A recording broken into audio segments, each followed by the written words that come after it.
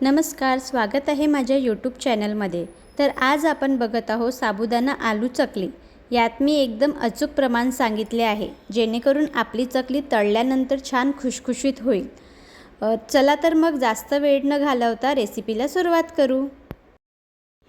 इथे मी अर्धा किलो साबुदाणा घेतला आहे।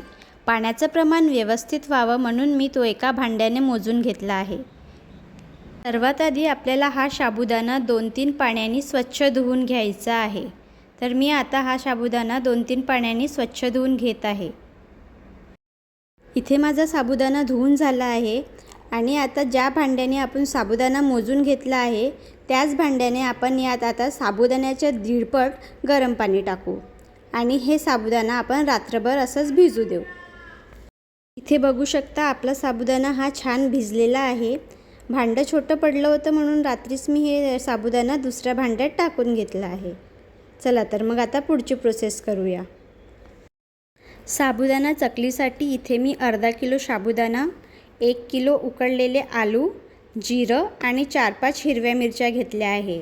हिरव्या मिरच्याऐवजी तुम्ही इथे लाल तिखट पण वापरू शकता। सर्वात आधी मी इथे हा उकडलेला आलू किसणीने किसून घेत आहे।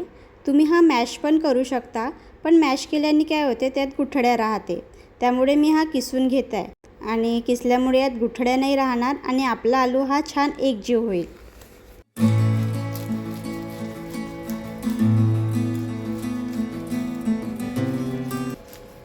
इथे माझे सगळे आलू किसून झाले आहे आणि यात आता मी भिजवलेला सगळा साबुदाणा घालून घेत आहे।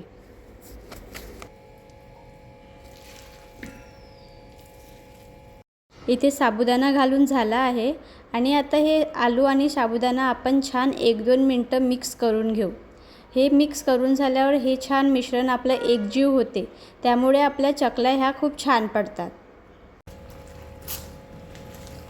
इथे माझं मिश्रण छान एकजीव झालं आहे आणि आता मी यात जिरे टाकत आहे। जिरे पूर्णपणे ऑप्शनल आहे। जर तुमच्याकडे उपवासाला जिरे चालत असतील तर तुम्ही टाकू शकता किंवा स्किप करू शकता। आता जिरे टाकून झाल्यावर मी पुन्हा एकदा हे मिक्स करून घेते। जिरे टाकून झाले आहे। आता यात मी चवीनुसार मीठ आणि बारीक केलेले मिरचीची पेस्ट टाकत आहे आणि पुन्हा एकदा हे व्यवस्थित मिक्स करून घेत आहे, जेणेकरून मीठ हे सगळीकडे व्यवस्थित सारख्या प्रमाणात लागले जाईल।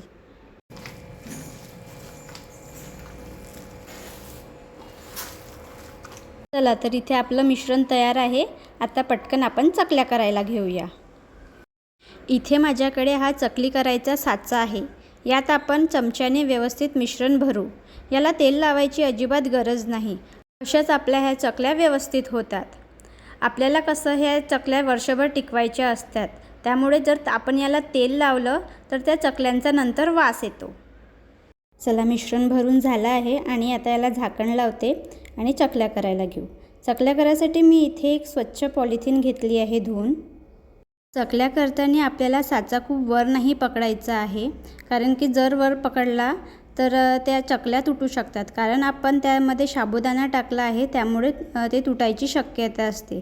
त्यासाठी आपल्याला साचा थोडा खाली पकडायचा आहे आणि मगच चकल्या टाकायच्या आहे।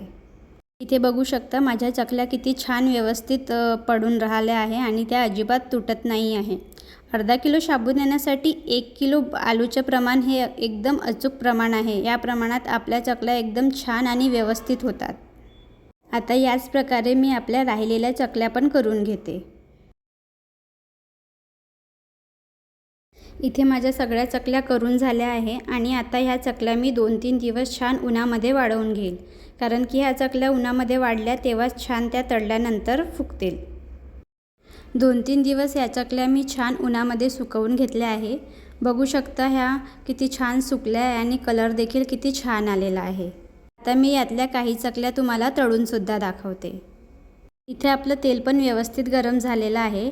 आता यात मी बघा 2 चकल्या टाकल्या आहे आणि त्या किती छान तळल्या जात आहे।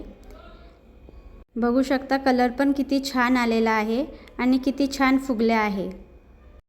तुम्हाला आणखी काही चकल्या तळून दाखवत आहे। बघा किती छान होत आहे आपल्या चकल्या। इथे आपल्या चकल्या पण तळून झाल्या आहे आणि बघू शकता किती छान कुरकुरीत आणि खुशखुशीत आपल्या चकल्या झाल्या आहे।